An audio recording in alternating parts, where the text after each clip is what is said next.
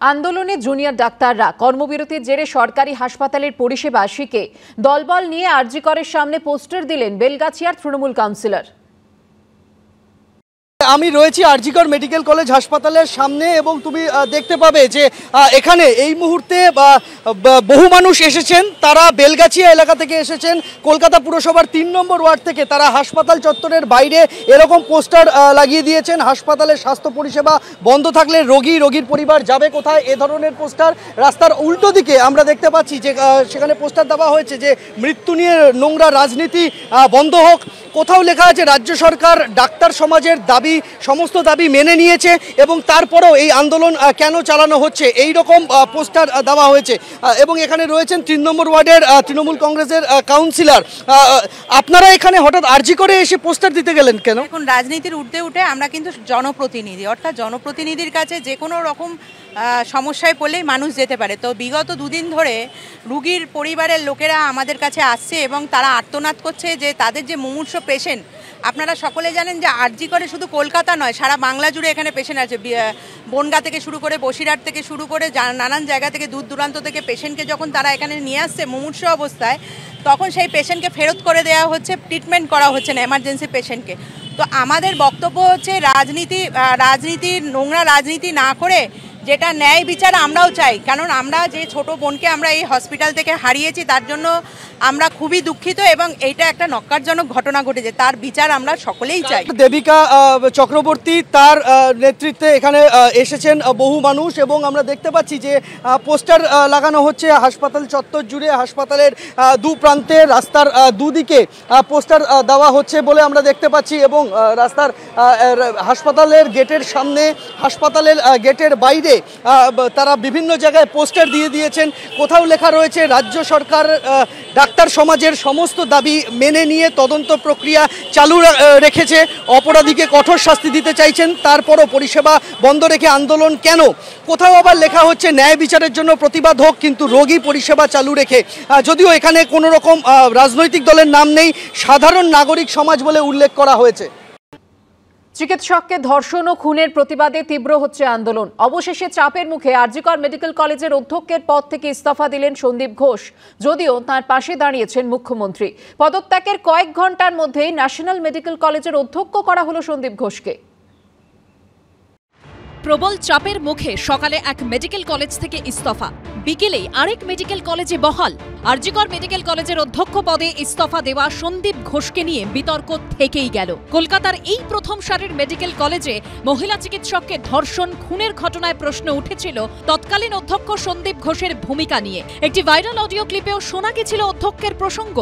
এখানে general body meeting এ কিছু সুরাহ বেরোচ্ছে না, জেনারেল বডি মিটিং ডিলে করা হচ্ছে। সেখানে প্রিন্সিপাল ইটসেলফ এসে বলছে যে কেন ঘুমাবে রাতের বেলায়, সেমিনার রুম থেকে ঘুমানোর জায়গা।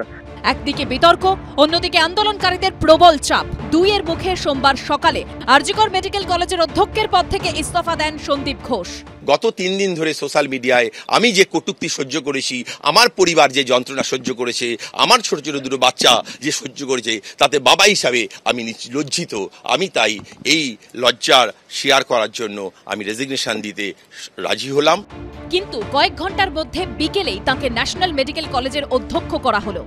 আজকে প্রিন্সিপাল নিজে রেজিগনেশন করে দিয়েছিলেন, বলছিলেন যে আমার বাড়িতেও তো বাচ্চারা আছে, যেভাবে আমাকে গালিগালাজ করা হচ্ছে, তা আমরা তাকে বুঝিয়ে বলেছি ঠিক আছে আপনাকে ওখানে কাজ করতে হবে না, আমরা ওনাকে সরিয়েছি অন্য জায়গায়। সেই বিখ্যাত মানুষ নাম করে বলছি সন্দীপ ঘোষ, ডাক্তার বলবো না, সরি, কোনো ক্ষেত্রে আমি ওনাকে ডাক্তার বলবো না, তাহলে আমরা নিজেদিকে ডাক্তার বলতে পারবো না। সেই সন্দীপ ঘোষ আজকে নাটক করলেন, তিনি রিজাইন করেছেন। তার নাকি এত অন্তরের ব্যথা, শুনলাম মাননীয় মুখ্যমন্ত্রী বলেছেন ও খুব দুঃখ পেয়েছে, ওর রেজিগনেশন আমরা নিচ্ছি না, ওকে আমরা অন্য জায়গায় পাঠাবো। আমি এখান থেকে বলছি, আমি অবশ্য যদিও জেপিডির সাথে কথা বলিনি, আমাদের ডিম্যান্ড কোনো রেজিগনেশন, কোনো বদলি নয়। He should be under criminal proceeding for tampering of evidence. যদিও সন্দীপ ঘোষকে অধ্যক্ষ হিসেবে মেনে নিতে নারাজ ন্যাশনাল মেডিকেল কলেজের আন্দোলনকারী পড়ুয়ারা। আমি যদি রিসেন্ট ঘটনার পরিপ্রেক্ষিতে ভাবি, তাহলে সন্দীপ ঘোষ শুধুমাত্র প্রিন্সিপাল অফ আরজিকর হিসেবে ব্যর্থ নন, তিনি প্রিন্সিপাল হিসেবেই ব্যর্থ। তাহলে তিনি যদি আরজি করের প্রিন্সিপাল না থাকেন তাহলে অন্য যে কোনো কলেজের প্রিন্সিপাল পদেই বা কিভাবে থাকবেন? আমরা কোনো কলেজকেই সেকেন্ড আরজি কর চাই না।